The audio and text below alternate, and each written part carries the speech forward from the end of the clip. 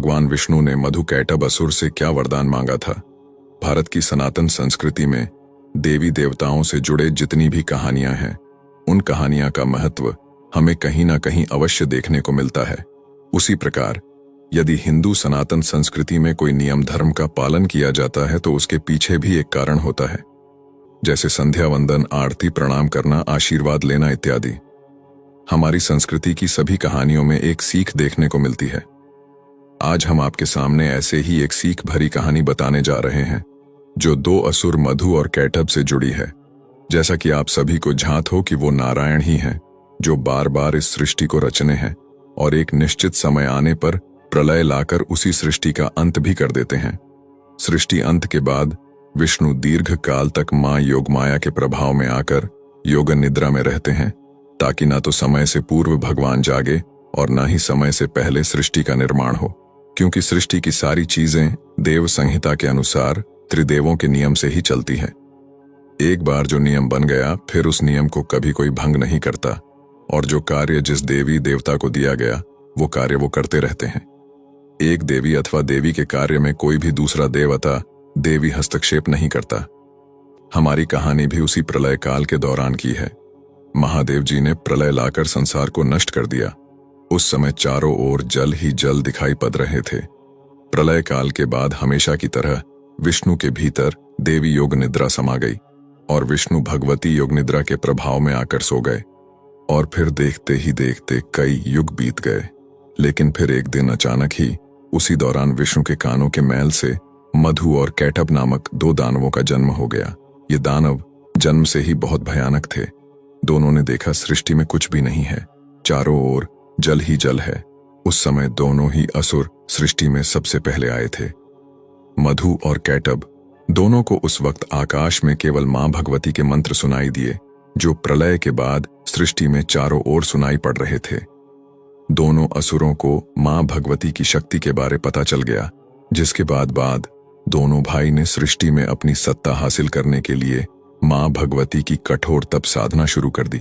कई वर्षों के बाद मां भगवती मधु और कैटभ के वरदान से प्रसन्न होकर जब उन्हें वरदान देने आए, तो मधु और कैटभ दोनों भाइयों ने इच्छा मृत्यु का वरदान मांगा। देवी ने यह वरदान देकर उनकी इच्छा पूरी कर दी।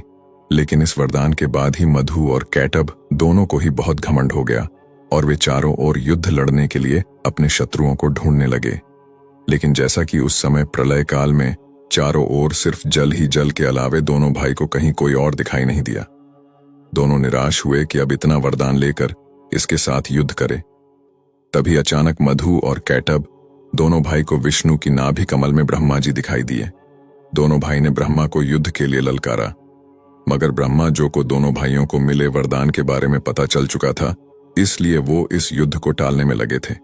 लेकिन मधु और कैटभ दोनों भाई ब्रह्मा जी से युद्ध करना का मन बना चुके थे।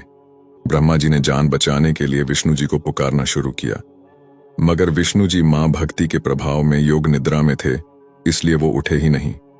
इस बीच मधु कैटभ दोनों असुरों ने ब्रह्मा को दौड़ना शुरू कर दिया। बड़ी मुश्किल से ब्रह्मा जी ने मां भगवती को सहायता के लिए पुकारा और कहा, यदि ये दोनों असुर मुझे मार देंगे तो फिर सृष्टि का निर्माण कौन करेगा। ब्रह्मा जी की विनती पर मां भगवती विष्णु जी के शरीर से निकल गई, जिसके बाद विष्णु जी जाग गए। अब मधु और कैटभ ने विष्णु जी को युद्ध के लिए ललकारा। विष्णु जी मधु और कैटभ के साथ युद्ध करने लगे। पुराणों के अनुसार ये युद्ध 5000 वर्ष तक चला, लेकिन इसके बावजूद भी विष्णु दोनों भाइयों को मार नहीं सके। तब विष्णु ने मां भगवती महामाया से सहायता मांगी। मां भगवती ने मधु और कैटभ दोनों को अपने प्रभाव में ले लिया, जिससे दोनों का घमंड और बढ़ गया। युद्ध के दौरान विष्णु ने मधु और कैटभ दोनों भाई से कहा कि वो उनके युद्ध से बहुत प्रसन्न है, इसलिए कोई भी वर मांग ले।